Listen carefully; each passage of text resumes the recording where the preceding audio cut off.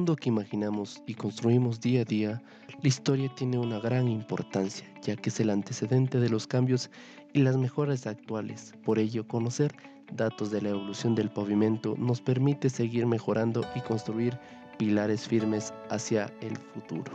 Sean bienvenidos una vez más a mi canal. Sé que me he ausentado por algún tiempo, pero ya estoy de regreso.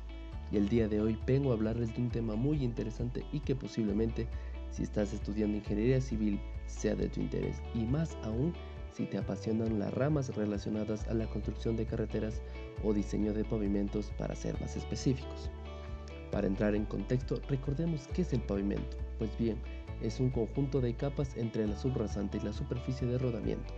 Estas reciben de manera directa las cargas del tránsito y las transmiten a los estratos inferiores en forma disipada. De esa forma se crea una superficie por la cual ruedan los diferentes vehículos. Y bueno, sin más dilación, el tema que abordaré el día de hoy es la aplicación práctica del método AASHTO 93 para el diseño de un pavimento rígido. Puede que muchas veces te hayas preguntado o escuchado acerca del método AASHTO para el diseño de pavimentos, pero ¿sabrías explicarme qué es o cómo funciona? Bueno, por si las moscas, déjame te resumo un poco. La metodología AASHTO 93 presenta un modelo o ecuación a través de la cual se obtiene el parámetro llamado número estructural, SN. Retornando al artículo, partió de un estudio de suelos para poder clasificarlo, y en base a esta clasificación, por el método de Zux y la AASHTO, poder determinar el valor relativo de soporte, o mejor conocido como CBR, el cual mide la resistencia al corte de un suelo bajo condiciones de humedad y la densidad controladas. Esta se trata de la primera fase. También cabe señalar que tanto el análisis granulométrico, el ensayo de límite líquido y de límite plástico se realizaron bajo las normas establecidas. Bien, para poder realizar la clasificación del suelo se realizó primeramente una granulometría para identificar la fracción gruesa que se retenía y la fracción fina que se retenía. Seguidamente se realizó un ensayo de límite líquido para poder hallar este valor, que como podemos interpretar, el contenido de agua de nuestra muestra está en 44%. Posteriormente se obtuvo el límite plástico, donde nos arrojó un resultado de 19.66, que redondeando se quedó en 20. Y finalmente, con estos tres ensayos realizados, se pudo obtener los resultados presentados en pantalla, recordando que para el índice de plasticidad simplemente es la diferencia entre el límite líquido y el límite plástico.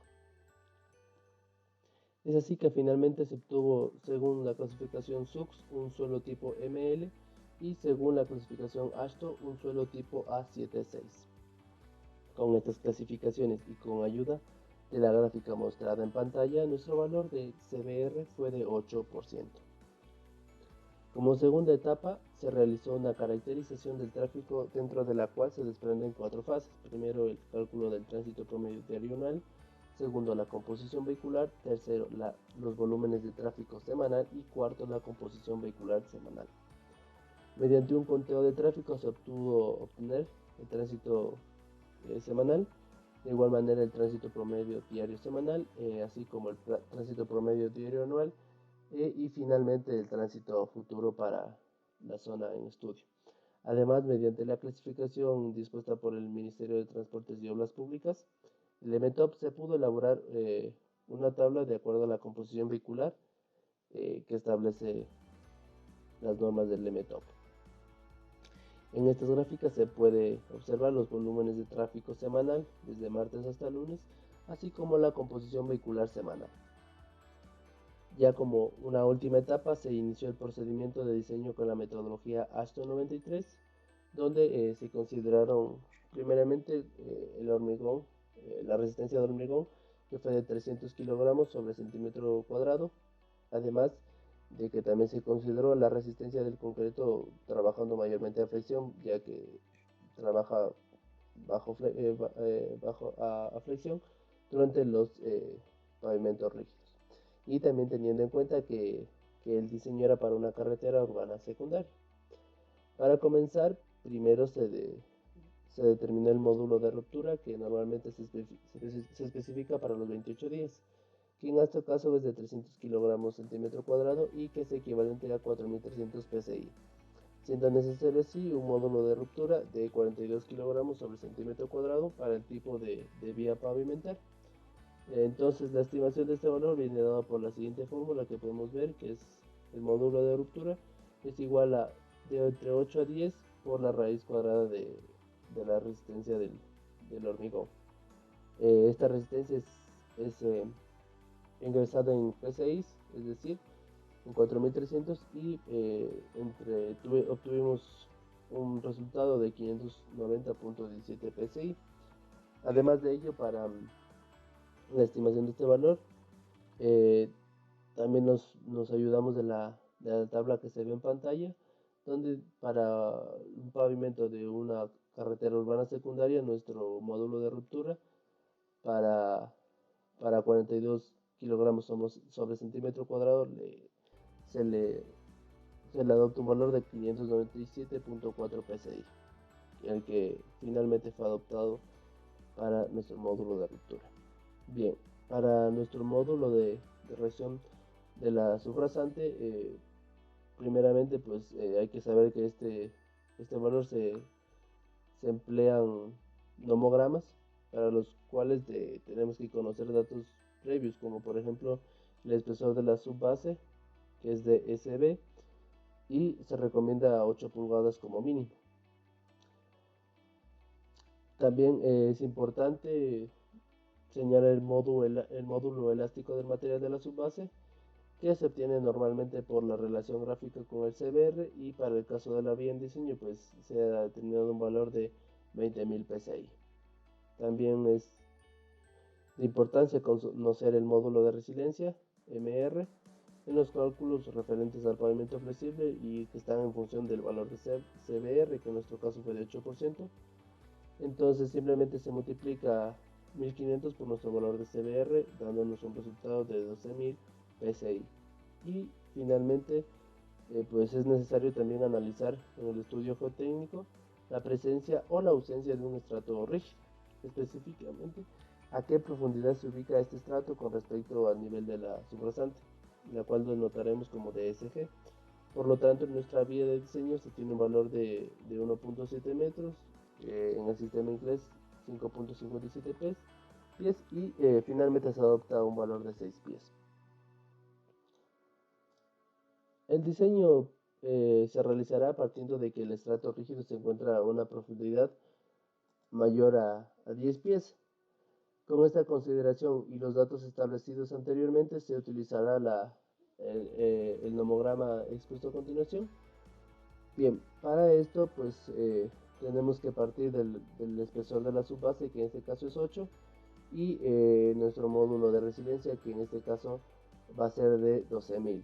Entonces simplemente trazamos una línea desde el módulo de resiliencia, que en este caso es 12.000, que suba por el espesor de la subbase, que va a ser de 8, como podemos observar, y finalmente que nuestro módulo elástico de la subbase pues va a ser 20.000 y va a cortar aquí. Entonces teniendo una línea como esta, como la mostrada, a partir de aquí vamos a trazar una línea paralela al eje X y que corte a nuestra línea de quiebre. De igual manera, en este punto vamos a trazar una línea paralela al eje X y esta línea que cortó en la línea de quiebre vamos a ascender de manera perpendicular. De manera que donde corte, en la línea que corte va a corresponder nuestro valor de K. Bien, entonces con esto ya indicado, también es importante que luego de esto habrá que hacerle una corrección al valor de K, debido a que en nuestro caso pues se tiene un valor de estrato de rígido duro menor a 10 pies. En nuestro caso pues como la distancia del estrato rígido va a ser menor a 10, se deberá considerar la influencia del estrato rígido en el valor de K infinito obtenido en el paso anterior. Para tal efecto pues de igual manera se utilizará esta gráfica. Como podemos observar, nuestro módulo resiliente va a ser de 12.000, que parte desde aquí, ¿verdad? Entonces trazamos simplemente una línea donde más o menos corte nuestro espesor de la base.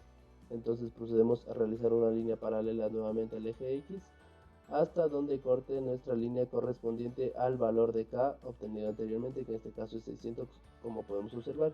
Y aquí trazamos una línea perpendicular al valor de las ejes X y vamos a tener nuestro nuevo valor de K infinito. Bien, pero pues para este valor hay que considerar la pérdida de soporte a través del factor Ls utilizado para corregir este valor efectivo, considerando la variación potencial del material de la capa subbase. Pues bueno, se utilizará esta base que vemos en la parte superior y pues para nuestro diseño adoptamos un valor de Ls igual a 2, ya que tenemos un material de subgrado natural o de suelo de grano fino, considerando pues esto pues a la clasificación del suelo presentada anteriormente. Finalmente, con nuestro valor de Ls se determina el valor de K con la siguiente figura.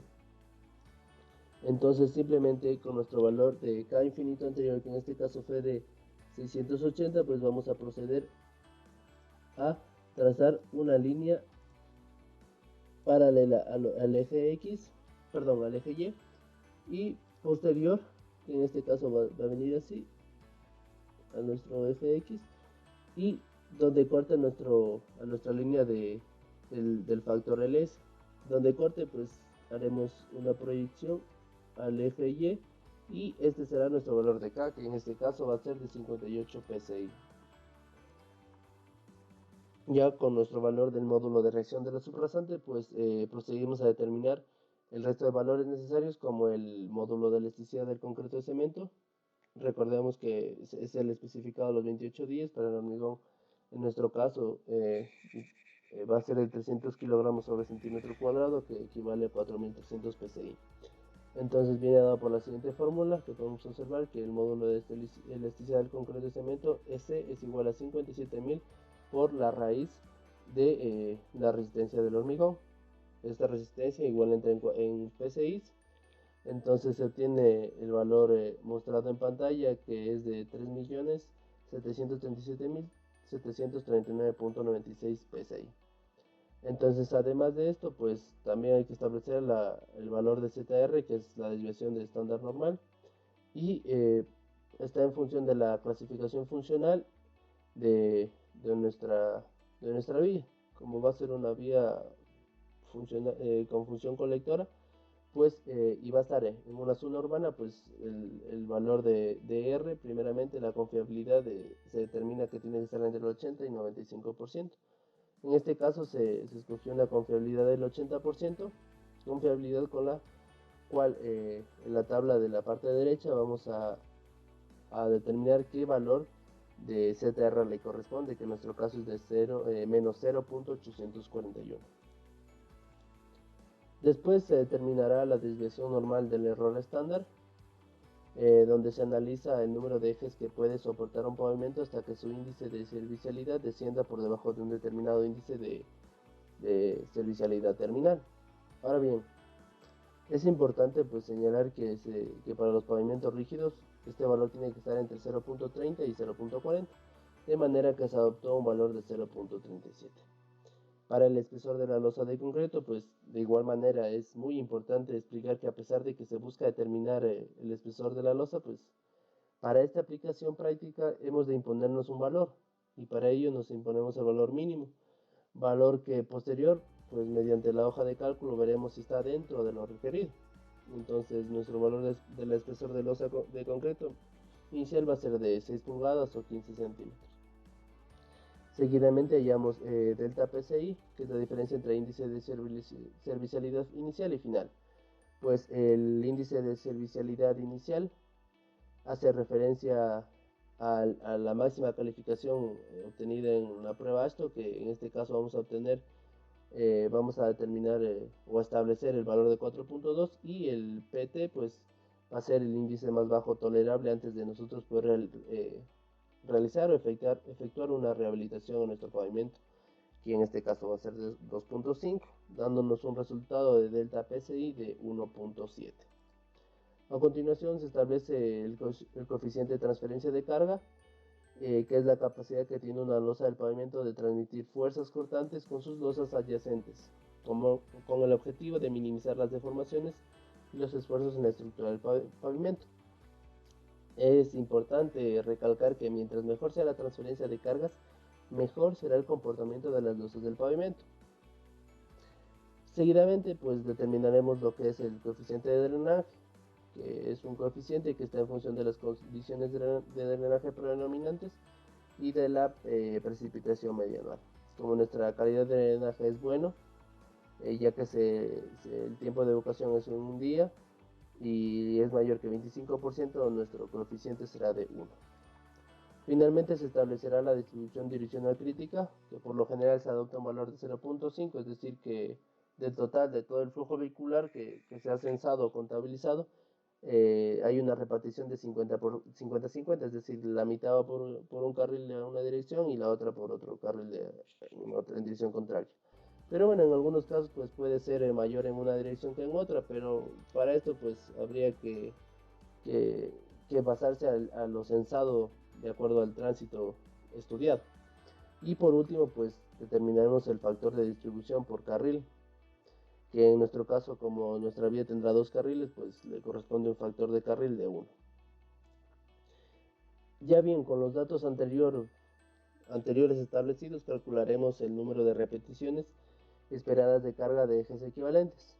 El ESALS, no obstante, también pues es previo y bueno conocer que hemos de transformar los ejes de pesos normales de vehículos a ejes sencillos equivalentes a 8.2 toneladas. Entonces, bueno, también es importante conocer que vamos a determinar el W18, que es la cantidad pronosticada de repeticiones del eje de carga, equivalente de 8.2 toneladas para el periodo analizado. Entonces, ya con los datos previamente establecidos, como se muestra en pantalla, procedemos a obtener nuestro W18, que como ya dije, es la cantidad pronosticada de repeticiones del eje de carga equivalente de 8.2 toneladas para el periodo analizado, dándonos un total de W18 igual a 367.175.16. Finalmente, con la fórmula de la metodología ASTO, buscaremos simplemente igualar la parte izquierda, que es el logaritmo de base 10 de nuestro W18, con la ecuación de la parte derecha. ¿Por qué buscamos igualar? Pues bueno, recordemos que nos impusimos un espesor de losa que fue de 6 pulgadas. Entonces lo que se trata es de que tanto la parte izquierda como la parte derecha sean iguales para que se cumpla la igualdad. Ya como podemos observar, pues finalmente nuestro espesor calculado es de 5.86 pulgadas, equivalente a 14.88 centímetros, pero para efectos de construcción pues se adopta un valor de 15 centímetros, y para el espesor de la subfase pues para efectos de construcción se adopta un valor de 22 centímetros. Ya con este dimensionamiento se realiza el cálculo de espaciamiento entre juntas, donde existen juntas longitudinales, es decir, las que recorren desde inicio a fin las juntas, y las transversales. Para la junta longitudinal, pues simplemente, como podemos observar, va a ser el mismo valor que el ancho del carril, que en este caso es 3.30. Y para la junta transversal, pues nuestro distanciamiento tendrá que ser menor o igual a 24 veces el espesor de la losa. Recordemos que nuestro espesor de la losa anteriormente calculado, como podemos observar, fue de 15 centímetros, de manera que buscaremos hallar el valor mínimo. Entonces, de manera que simplemente multiplicamos 24 por 0.15, dándonos un espaciamiento de juntas transversales de 3.6 metros, como podemos observar en la fotografía en planta de la vía. Finalmente, para los pasadores, con ayuda de esta tabla se determinaron los requisitos mínimos. Como nuestro espesor del pavimento va a ser de 15 centímetros, simplemente pues nuestro diámetro del pasador le va a corresponder un valor de 3/4 de pulgada, una longitud total de 35 centímetros y con una separación entre cada uno de 30 centímetros. Como podemos observar en este gráfico de la derecha, pues está un poco más detallado el esquema de estos pasadores. Muchas gracias por su atención.